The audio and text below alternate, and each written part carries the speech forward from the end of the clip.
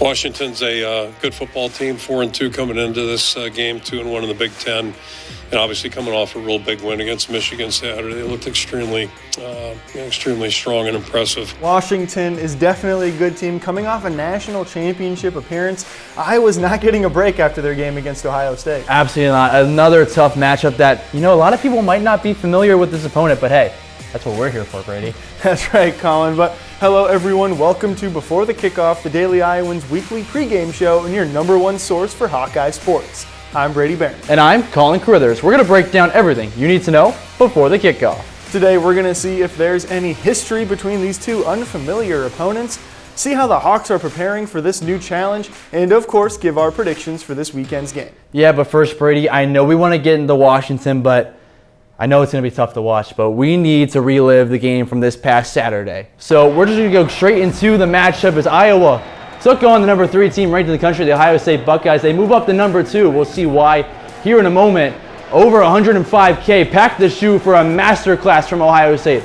Touchdown halfway through the first quarter to Emeka Egbuka, 7-0 lead, but Iowa's defense was stellar in the first half, shutting out Ohio State the remainder of that half. There's a 4th down stop that really helped carry some momentum, but Iowa on the offensive side and special teams wasn't able to capitalize. Drew Siemens, a missed field goal there. Iowa fans that made the trip over to Columbus definitely frustrated with that. Ohio State, good offense, trying to make something work in that first half, but Jay Higgins flying in from the inside, forces a fumble, and it would even recover it. Some good looks there, and Jay Higgins' dad in attendance, loving what he's seen from his son.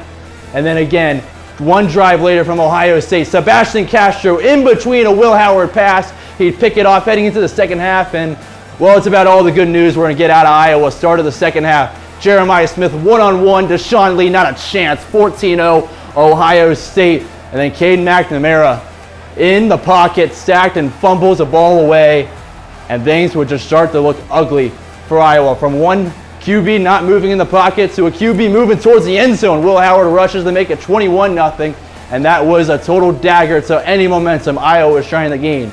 Next drive from Caden McNamara, a duck right to Ohio State after 40 yards on 6 plays, making their best drive of the half. They gave it right back to Ohio State, and their offense continued to push on Iowa. Quinshawn Judkins and Trayvon Henderson looked great in the backfield, but again, one of the best wide receiver rooms in the country, Emeka Egbuka. An incredible grab off an incredible pass, and well, here's Caden McNamara again, another fumble in the pocket. Just things could not get worse for Iowa in the second half. You're dressed like that for an Ohio State fan. You got to be loving what you're seeing. Caleb Johnson, the one bright spot for the Iowa offense these past few weeks. He's got a touchdown every game. Had a pity touchdown there almost, but wouldn't be enough. Iowa falls 35-7 to the Buckeyes. And Brady, I know that first half was a little optimistic, but yeah, just a big struggle there on all sides of the ball for Iowa in the second half. Yeah, Colin, it was kind of like a snowball effect. As soon as things started going wrong, they kind of just piled on the Hawkeyes there in the end, and it was just too much for them to overcome. But after the game, some big news came out about a couple of players in the Hawkeye locker room, so let's send it to DITV Sydney Goldberg with more on what's going on. Thanks, guys. The Hawkeyes roster is going to look a bit different going into this week's game against Washington. On Monday, senior LaShawn Williams announced he would be entering the transfer portal, therefore not playing in the black and gold for the rest of the season. During the 2023 season, Williams ranked 6th in the Big Ten for rushing yards with 821 yards, but this season has seen limited action in just 3 games. Another Hawkeye with little minutes this season had announced he would be redshirting and not play for the rest of the season. The junior wide receiver Caleb Brown took to Instagram to share this news Monday morning. Brown totaled 18 receiving yards over the 3 games he has played this season. When asked about the transfers, quarterback Cade McNamara says he wanted to keep the narrative moving forward and focus on what the team has to offer. For the guys who left, wish them all the best. They, made their decisions, but, our focus is on who's here and who wants to be here and, who wants to help this team succeed. Kirk went a bit of a different route when discussing the transfers. You can't lose what you didn't have. So, if somebody really hasn't been out playing, it's not like you're losing a lot of contribution, if that makes any sense. I just wish the guys well, and I hope they find happiness wherever they do go. I don't really mean that. Even though it might not change things on the field, we'll see if things will change on the sideline this Saturday. Back to Brady and Colin in the studio. Thanks, Sydney. Both Williams and Brown definitely brought some talent to the team, Colin. Yeah, they brought some good talent, and even if they didn't have too much playing time this year, I'm sure the team's really going to miss both of them. Yeah, Colin, but now it's time to send it to DITV's resident historian Elise Gann to learn about any sort of history this newcomer might have with Iowa.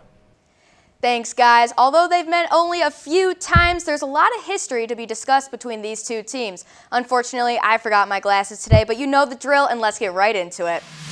After last weekend's tough loss against a somewhat unfamiliar Ohio State roster, the Hawkeyes are challenged with an even more unfamiliar roster. The Washington Huskies are a fairly fresh team, only having 2 returners from last season and a new head coach, Jedd Fisch, not leaving much for Iowa to reflect on. Iowa and Washington have only faced off a total of 6 times, leaving their series tied at 3-3, with the second half of those games being bowl games, all in Washington's favor. The last time the Hawkeyes and Huskies shared the field was in the 1995 Sun Bowl in El Paso, Texas, almost 29 years ago. Revenge is what they got as the Hawks shut out the Huskies in the first half of the game and proceeded to lead 24-0 until Washington scored in the third quarter. However, Iowa wasn't threatened by the Pac-10 co-champs and stayed on top, winning their first Sun Bowl game 38-18 and breaking their bad luck bowl losing streak against the Huskies. If we want to get deeper into Hawkeye Husky history, we're going to backtrack even more, setting the year to 1937 for their first ever matchup. Not only was this a first for Iowa and Washington, but this was also a first for iconic football star Niall Kinnick. Although he won the Heisman Trophy 2 years later in 1939, Kinnick did not have much success against the Huskies in his varsity debut. Led by quarterback Fritz Waskowitz, Washington took the win 14-0 over Iowa on their home turf. This was the only time Washington would beat Iowa in their own state, as they lost their next and final home game 7-17. This Saturday will be the second game of the series in which the Huskies play in Kinnick Stadium, where they previously lost 18-28 in 1964. So much background on such a small series, but we will for sure see more history in the making now that Washington is officially a part of the Big Ten. That's all I've got for today's lesson, so I'll send it back to Colin and Brady in the studio. Thanks, Elise. Now, Colin, I did not think there would be that much history between these two opponents. Absolutely not. With the distances between the two schools, I would have thought even less than that, but even as Elise was saying, it's been a long time since these two schools have faced off, so what do we got on this year's team? Yeah, Colin, the Washington Huskies this year are coming off an appearance in the national championship game, but this year the team looks a lot different than it did last year. The newness starts at the top. Last year's head coach Caleb DeVore left to coach Alabama, so Arizona's head coach Jedd Fisch took over. He's got a really good football mind, but more importantly, he's a guy of action who I'm sure, just watch what we see the Washington team do. These guys play hard. They're really sound and do a great job in all 3 phases. Fisch has a career 46% win percentage, but this year he has the Huskies 4-2. But with a new coach comes a new team, and the Huskies are playing football a little unorthodox. Will Rogers, a transfer from Mississippi State, is the team's new signal caller, but he isn't the only one getting snaps under center. Desmond Williams has gotten reps at quarterback, and he's hurt defenses with both his legs and his arm in his limited snaps. They use 2 quarterbacks. I think number 7 is a talented thrower. Number 2 is really their throw guy or their running guy, but he can throw the ball as well. He's a Big Ten quarterback, so you need to respect him. Rogers is deadly accurate. He's 5th in the nation in completion percentage with 73.6%, and those aren't empty throws either. He's 19th in the country in yards per attempt at just over 9, and he's 11th in the nation in passing yards with 1,625. The Hawkeye secondary will have their hands full with Rogers because he's throwing to the Big Ten's leader in receiving touchdowns, Denzel Boston. He also throws great passes to some good receivers who always make plays. And so we're just going to try to, disturb that. Just get people to his face, get him off his time and jam receivers. Boston's 8 touchdown catches also puts him 2nd nationally. Now, Iowa does have the best running back in the Big Ten so far, but Washington's Jonah Coleman is right behind him, fighting back against the soft Pac-12 stereotype. You gotta want to put different mantras on different conferences and stuff like that, but at the end of the day, Power 5 football is Power 5 football. I think running back is having a great year. I think if he was at Ohio State, people have a little bit more attention for him. Just his ability to make people miss and, basically just run people over. Coleman has 601 yards so far this year, and he's punched in 5 touchdowns. But flipping sides of the ball, Washington's defense is nothing to sneeze at. They're 10th in the nation in points allowed, giving up just over 13 points per game. I mean, that's Big Ten football. That's what you live for, right? We play in a tough conference, and to be able to go against good defenses like Ohio State and Washington and all these guys that we'll face, it definitely gives us a challenge, but that's an opportunity. But Colin, if there's one spot this Husky defense is average at, it's their run defense. Opponents average just over 130 rushing yards per game against Washington, so that could play in Iowa's hand this Saturday. Absolutely. I know you talked about it with Caleb Johnson. That's been the bright spot for this Iowa offense, and I mean, not to steal your words, but this could be huge if they want to get some more points than their usual opponents have. Yeah, that's right, Colin. But of course, with another football game comes another kid captain, and this week DITV's Tara Gillespie has the kid captain story. Before Jackson was born, doctors and specialists didn't give the Castillos much hope to hold on to. When transferring to UI's Said Family Children's Hospital, Jackson received his diagnosis at 10 months old: chondrodysplasia punctata type 1 with cerebral palsy and additional complications. Although there are less than 150 confirmed cases of this condition, the hospital was able to give the Castillos the support and resources they needed. You know, we've been going to Stead Family Children's now for 7.5 years. And it feels like home to us. It's been really, really wonderful to have such a support system, not only for Jackson, but for our entire family. Despite spending a majority of time in the hospital, Jackson is now 7 years old. His favorite hobbies include spending time with horses, fishing with his dad, playing t-ball, and of course, watching Iowa athletics. He's like the quintessential, Hawkeye super fan. Mm-hmm. He's obsessed with football, obsessed with basketball. Anything Hawkeyes, he's all about it. After receiving kid captain, Jackson was able to attend Kids Day at Kinnick for an experience he will never forget. So we went over, and Herky got right down on his level and was saying hi, and Jackson instantly just started bawling, and I was like, oh no, he's scared, And later on we asked him, we're like, were you just really happy to see Herky? Yes. He was so excited to see Herky. He was just overcome with joy. It was the cutest thing ever. And through an AAC communication device, Jackson is able to express his needs more clearly. But his parents recently added Jackson's favorite phrase. We actually just added a what we call a cheering page for him, and so he can actually say, "Go Hawks!" Oh, yeah, let's go. From the University of Iowa, Tara Gillespie, DITV. Again, just another great kid captain story from Tara there this week. But now it's time to send it out to our DITV Sports Director, AJ Reister, with a look around the Big Ten. Thanks, Brady. Ladies and gentlemen, welcome to Week 7 of the college football season. We have seen some phenomenal football, and last weekend was one of the greatest Saturdays in recent memory. Unranked Vanderbilt upset number 1 Alabama. Washington took down number 10 Michigan. 25th ranked Texas A&M blew out 9th ranked Missouri. Minnesota upset 11th ranked USC. The Razorbacks of Arkansas took down 4th ranked Tennessee. So many upsets, and a few goalposts ended up in nearby rivers. So how do we follow that up? More must-see college football, starting in the Big Ten with a game that could rival the Alabama-Georgia game from 2 weeks ago. In Eugene, the 3rd-ranked Oregon Ducks will host the 2nd-ranked Ohio State Buckeyes. Yes, that's right, it's Week 7 and we have a 2 versus 3 matchup. The Buckeyes are of course coming off a commanding win over the Iowa Hawkeyes, where they struggled in the first half, turning the ball over multiple times, but ultimately the electric offense and star-powered wide receiver room were too much. But there is another star-powered offense on the other side, led by transfer Dylan Gabriel, who has thrown for nearly 1,500 yards, which ranks 3rd in the Big Ten. Last weekend, Gabriel threw for over 250 yards and 2 touchdowns, but also threw 2 picks against Michigan State. We'll see if the Buckeye defense can take advantage, or if Gabriel's arm will lead the Ducks to their first 6-0 start since 2013. Kickoff is at 6:30 on NBC, and the Buckeyes are 3.5-point favorites. Elsewhere in the Big Ten, the 4th-ranked Penn State Nittany Lions will travel to Southern Cal to take on the newly unranked USC Trojans. USC was one of the teams that fell victim to the many upsets for their 2nd loss of the season.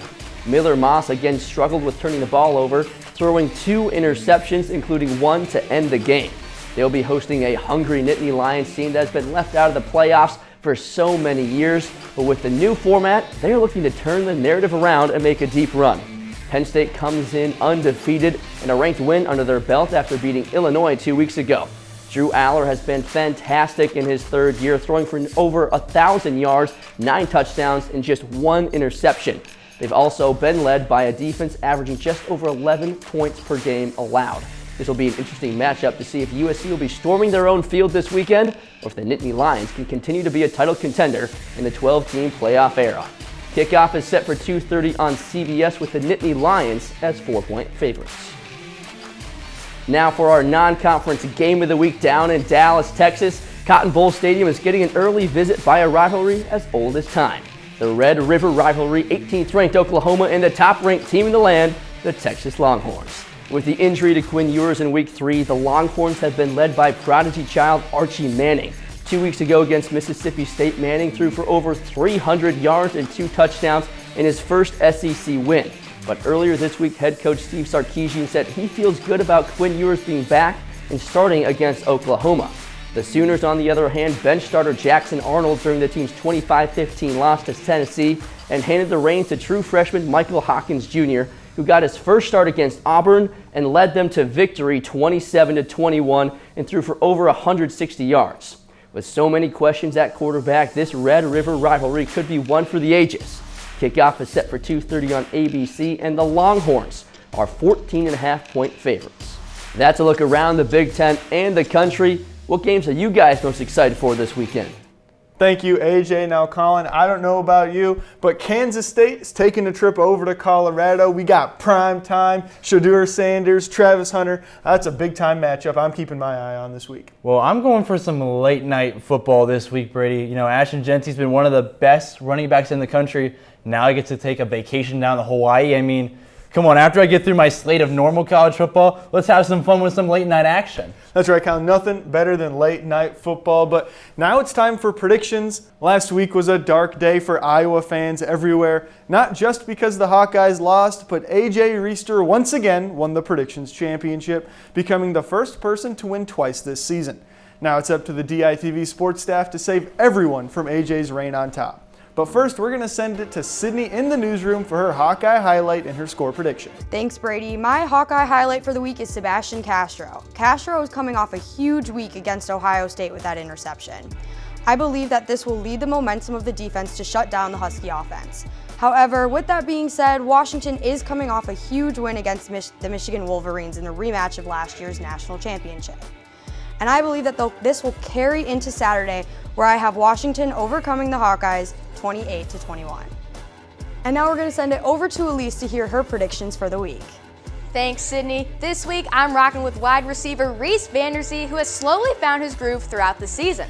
In the last 5 games, the true freshman has 2 touchdowns and 123 receiving yards in the books, while averaging 24.6 yards per game. After their not-so-great running game last weekend, I think the Hawkeyes will do a bit more throwing, giving Vanderzee a chance to show his stuff. As for predictions, I've got to lock in after losing by only 2 points to AJ. I'm going with my gut, and I'm giving the Hawkeyes their 4th victory of the season, winning 24-21 in a tight and hopefully more exciting game. I don't even want to hear from him right now, but I'm technically obligated to ask what my good friend AJ has in store for his predictions, so let's hear it. Elise, I know you're trying to be nice, but you may be the professor. But you absolutely got schooled last week while I was skipping class. I've got the belt, and I'm looking for back-to-back titles this week. But first, for my Hawkeye highlight, keep your eye on the grave digger, Aaron Graves. He got off to a hot start with 3 sacks against Illinois State, but has been pretty quiet since, with just 9 tackles over the last 4 games. Graves last season, however, played exceptionally better at home, totaling 22 tackles compared to just 12 on the road. But now for my score prediction. People always say you don't appreciate what you have until it's gone. Well, the last couple of weeks, I missed what is rightfully mine. So don't expect me to be playing around anymore. This weekend, the Washington Huskies will defeat the Hawks 22-17. This defense looks really good, and after stuffing a good run offense last week, I have a tough time thinking the Hawkeyes could pull this one out without being able to run Caleb Johnson at will. I know you guys really want to try and take this thing away from me, but quite frankly, I don't think you even have a chance. But Colin, what do you think will happen this weekend? Yeah, AJ, please don't count me out yet. I know I had my whole debacle last week, but I'm going to move past that, and we're just going to move to this week for my Hawkeye highlight. I'm switching it up a little bit. I'm going to go with the entire offensive line for Iowa. This is where I believe Iowa needs to win the game this week. We all saw the stalemate with Caleb Johnson against Ohio State, and, well, if that's the same, it obviously will hurt Iowa's offense, but even with Cade in the backfield, he's been sacked 7 total times this season, twice against Minnesota and 3 times against Ohio State. 2 games where he didn't have much to show for. Sure, Iowa scored well against the Gophers, but Cade collected only 62 yards in that game. If this O-line isn't able to win the battle up front, I fear this Iowa offense will have 0 chance at getting any push against Washington. However, I do trust these corn-fed boys and have the Hawkeyes winning 28-21 against their new Big Ten foe. And with that, Brady, what do you feel about this weekend? Yeah, Colin, listen, this is the kind of game that can get unpredictable. With a brand new Big Ten team taking on a staple of the conference, 2 teams with very little experience playing each other. And when the X's and the O's are in question, it's up to the Jimmies and the Joes. So this weekend, I expect Nick Jackson to step up and have a big day. Especially with a team that employs a bit of a 2-quarterback system. He makes up possibly one of the best linebacker duos in the nation with Jay Higgins, and Iowa's going to need their stars to step up if they want to win. And for my score prediction, I've got the Hawkeyes winning 23-17. Washington has played a couple of Big Ten opponents so far this year, but they haven't seen anything like this Hawkeye rushing attack yet, and I expect it to cause some issues for the Huskies.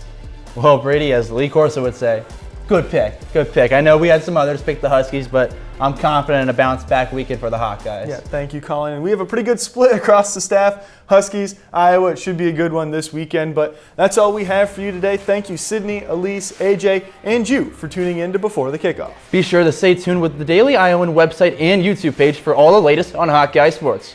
I'm Colin Carruthers. And I'm Brady Barron. Have a football-filled weekend, everybody.